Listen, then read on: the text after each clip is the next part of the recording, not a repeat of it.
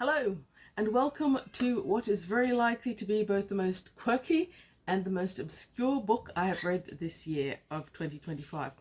Now, there have been some quirky ones and there have been some obscure ones, but I think we could make a good case for the fact that The Winds of Heliopolis by Don Fretland wins the cake in both categories.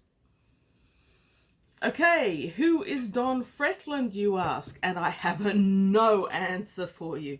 As far as I can tell, nothing on the internet will tell me about him. ISFDB doesn't recognize their existence. There is one SF database who merely mentions that he wrote a couple of books. If you go to Goodreads and you Google Don Fretland, you will find this book in 3 iterations, which with no ratings and no reviews. Woohoo! I will be the first there. If, however, you type in Don J. Fretland, which is not on here, up will come the relatively well-known and recognized The Persimmion Sequence by Don J. Fretland. It is well recognized and looked at only in comparison to this one because there's 1 review and 2 ratings. The ratings are surprisingly high. And that convinced me to read The Winds of Heliopolis, even though I had incredibly low hopes. And it is the second in a sequence. I think the Persimmion Sequence is very likely to be as obscure as this one. And since no one knows this exists, I thought I might as well try and read this one. A little about the edition. It is this very, very old and battered Apollo Publishing edition. Now, if you Google Apollo Publishing today, you will find out that they are small and respectable boutique publisher based in New York. But that is not the one we're talking about here. This was probably small, but I don't think it was boutique by any stretch of the imagination. The cover art, by the way, is credited to Gregory Harris, printed in the United States of America. I hope Gregory Harris did more artwork because this is fantastic. No noticeable relevance to anything in the book, but I'm not criticizing that. It's a great science fiction-y cover. Okay, so Winds of Heliopolis Part 2 of the Oleander Trilogy. It has no information about anything pretty much, except that it was copyright 1972 and Apollo Books, 30 Hazel Terrace, Woodbridge, Connecticut. I did try to search more about Apollo Publishing. It's as nebulous as Don Fretland. In the back of the book, we've got... It's a toasty book. It's pretty old and in poor condition. We've got a whole heap of other authors and books that are available from Apollo Publishing by mailing with check or money order to Apollo Books, 30 Hazel Terrace. I googled 30 Hazel Terrace. Apparently it's defunct. Of these authors and books, I have heard of none at all until we reach the Gothic novels, in which case Mona Farnsworth pops up. Mona Farnsworth was a relatively well-known American author of Gothics. Do I have any of hers? I'm not sure. I've got good reason to think I'd enjoy them. So 4 of her earlier novels were also published by Apollo. At the stage when they published them, I think she must have been around 80. It was in the last 10 years of her life. Anyway, Winds of Heliopolis. I went into it with no expectations and I was very pleasantly surprised, actually. It started off really, really well. Despite being a number 2, it doesn't really affect the reader, I feel. A young woman called Eridani has been left behind on Mars after the Oleander ship left with everyone, including her lover. So we hear the backstory of what happened in the first one, the Persimmion Sequence. And by the way, I wonder if Fretland was being intentionally botanical here. A persimmon is a fruit. The first book is the Persimmion Sequence. The revolutionaries left on a boat called Oleander, an oleander is a flower. I have a shrewd suspicion that he didn't actually realize that.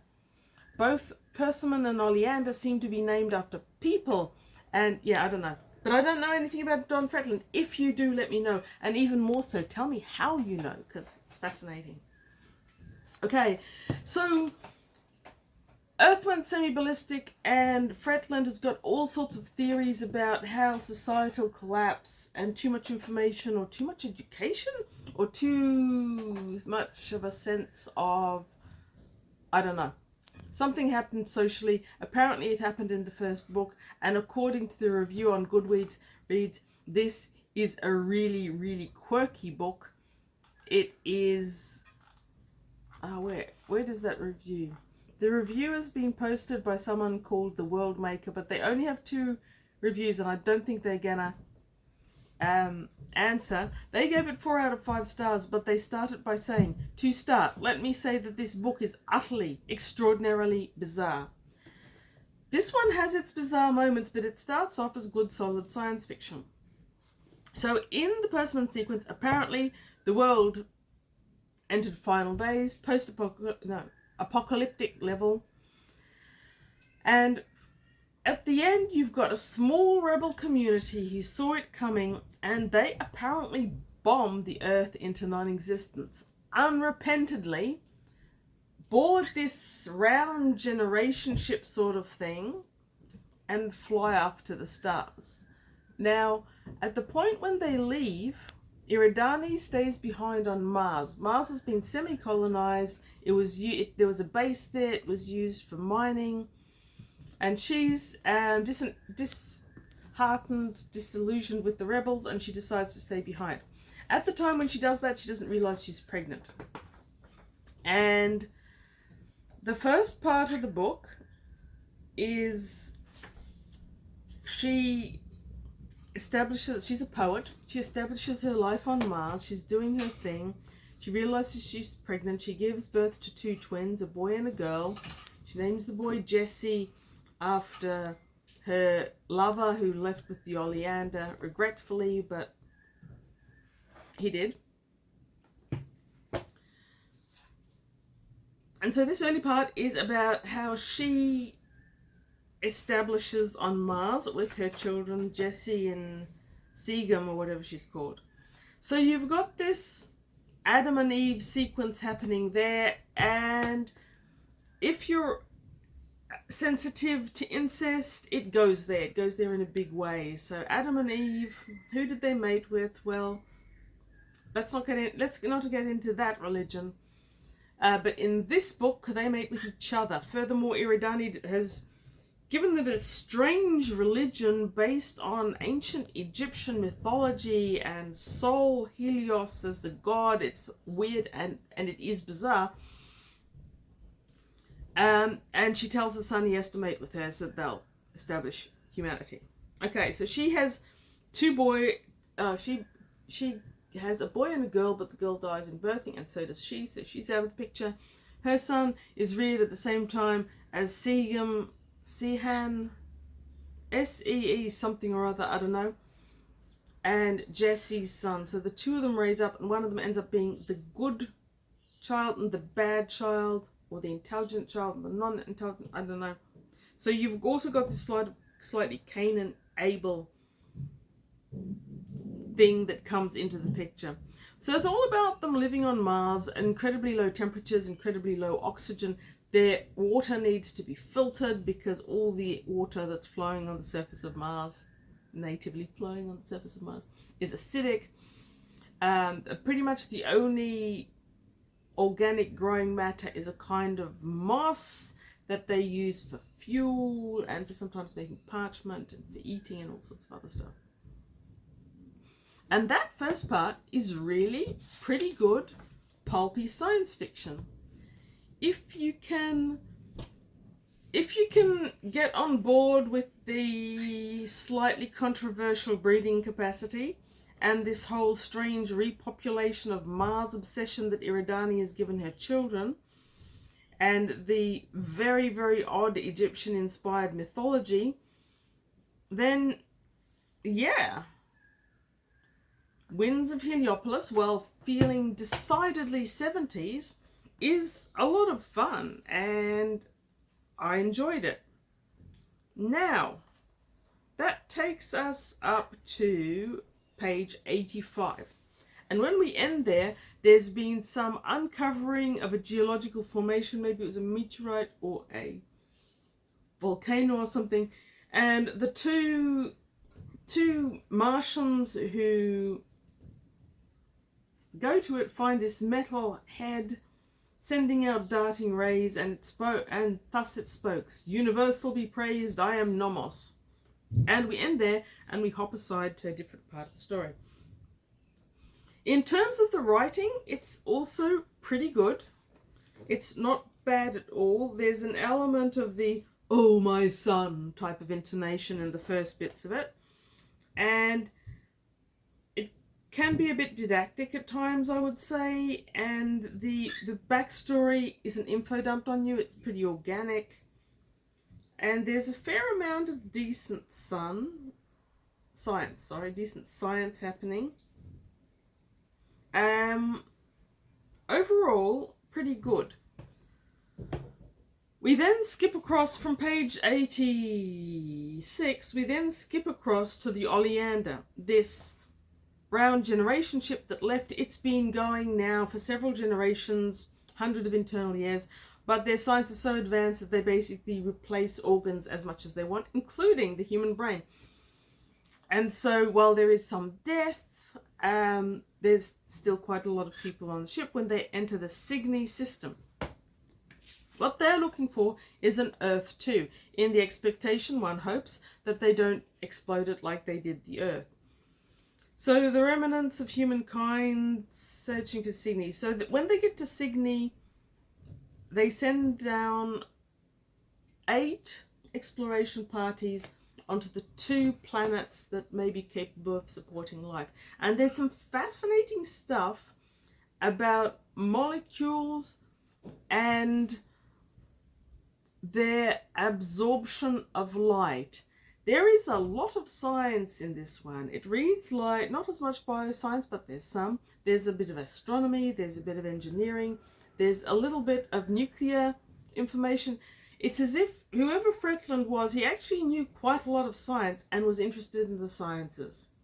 I would say that he came from a more physical science background, if any, but the amount of science he actually put into there, thinly layered, is quite impressive. So they all go down to Cygni and investigate it. And after this, first of all, the people who returned from Cygni, 3 and 4 and 5, I don't know, a couple of the Cygnis, all lapse into this strange mental and physical lassitude where they don't care anymore. So up to this point, the writing is all really good. It was hovering between the 3 and 4 stars. I can definitely see why someone would give it 4 stars. It suffered from some of those characteristics that I've come to think of as first authors. Like last year I think I read The God Whale and Half Past Human by T.J. Bass. T.J. Bass hadn't written a lot of books, and it showed. And you've got a few other authors out there who've written a science fiction, and even if they have written other non-fiction stuff, their first science fiction has got these levels of clumsiness to it, non-intuitive gaps and leaps, and I would say that Fretland feels that way. Now, I'm not saying that he wasn't already an experienced writer when he wrote this, because honestly, there was a lot in here that was really good, and I would defy most people for their first written work to be that good. There was a lot of structuring, there was a lot of good stuff. However, on board the Oleander, after the Cygni, we go downhill a little bit. So first of all, this robot emissary thingy or other arrives from Tylon. He materializes himself inside of the Oleander in a way that's not ever really explained, and then tells them, "Oh, you're all coming to Tylon." while he isn't terribly well described, we hear things about scales and about 3 claws, and in the end, the evolutionary image I got in my head was of a kind of small, 5-foot, arrogant Godzilla. Because Nomos is very, oh, you are the primitives, we are the great ones, sort of thing. And he says, and you've got to come to the planet of Tylon, which is our home, because you're our descendant. He virtually kidnaps them. But because of this lassitude that's been on board ever since Signy, they don't really care. They just say, yeah, sure, we'll go. And robot emissary from Tylon, not as disappointed by this a little bit. Off they go.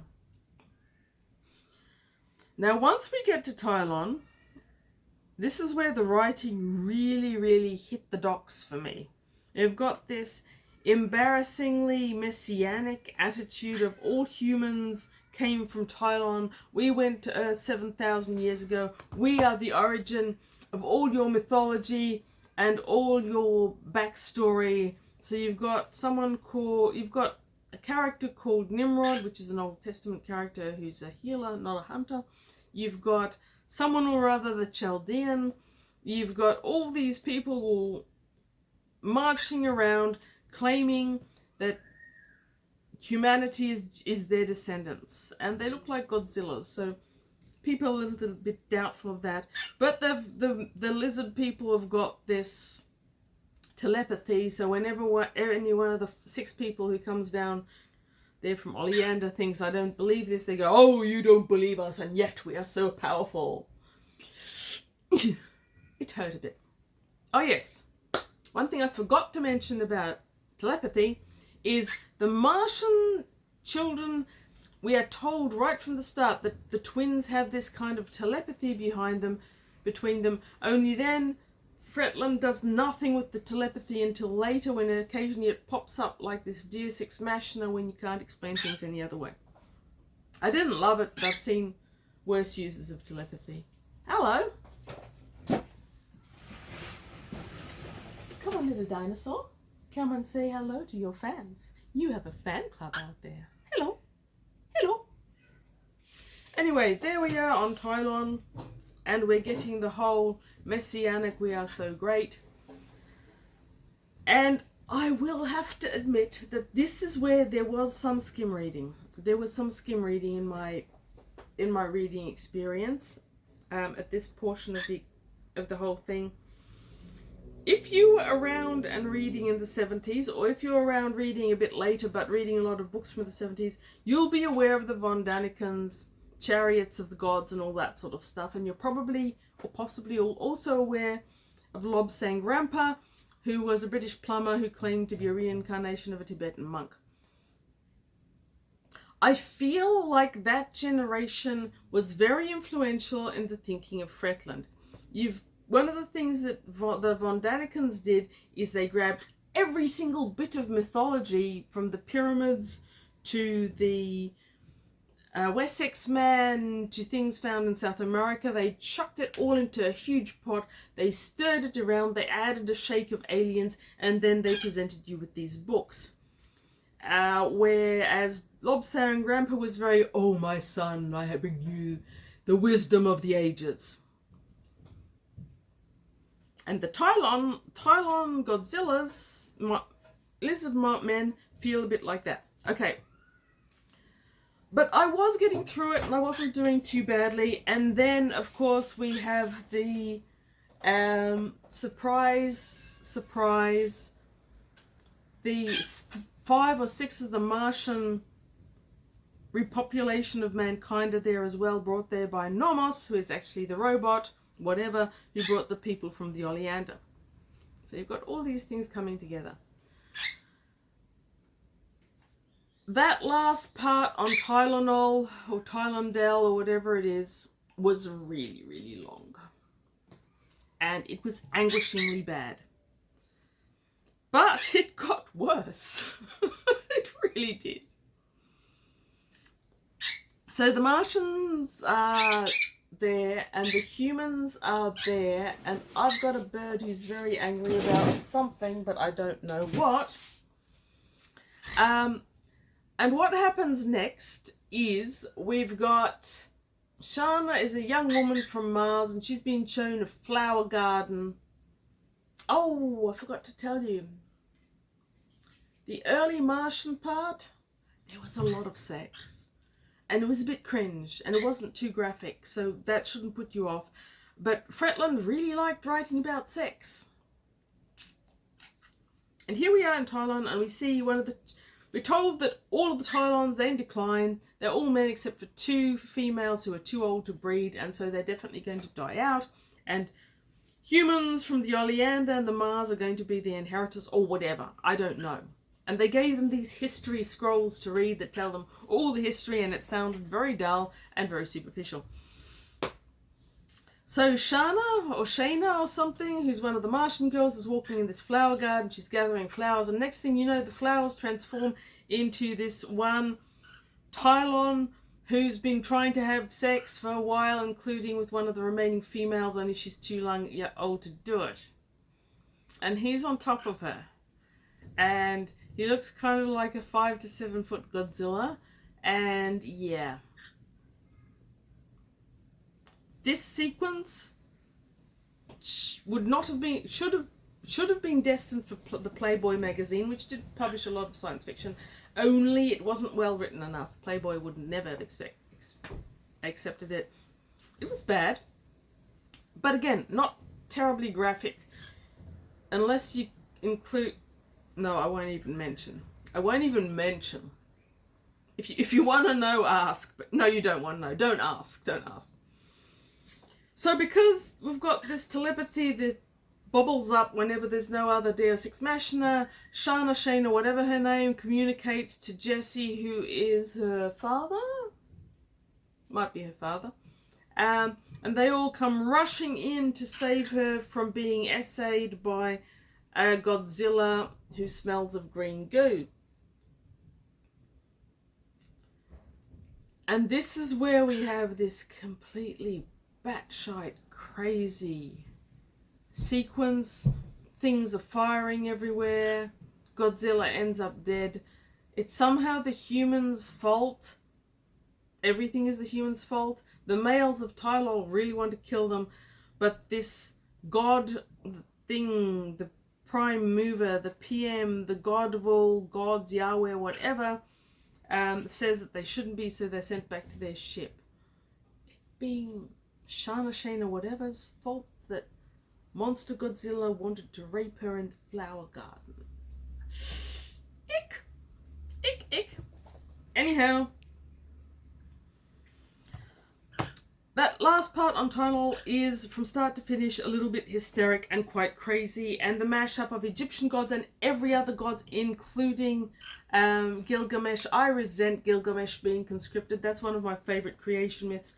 And everything else, from Egyptian scrolls to everything, just everything is due to these wonderful Tylol Godzillas. And there's an explanation for why they look like Godzilla and we don't. But I didn't care enough, and you probably shouldn't either.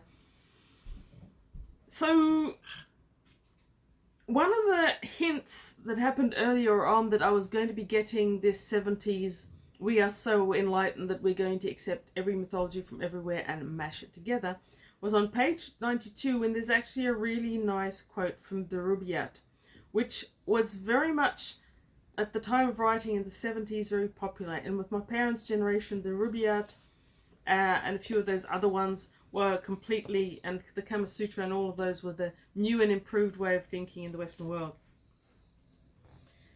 So, at the end of the day, I think this is probably a good solid 3-star read, because despite the batshit crazy at the end, I think it's a good story. I think there's a lot of good story and a lot of well done writing, and a lot of well done editing, which is one of the things that makes the Tylol bit at the end even worse, because editing fell down there. There are things that don't make sense. There are things that aren't sequential. There's punctuation that doesn't fit.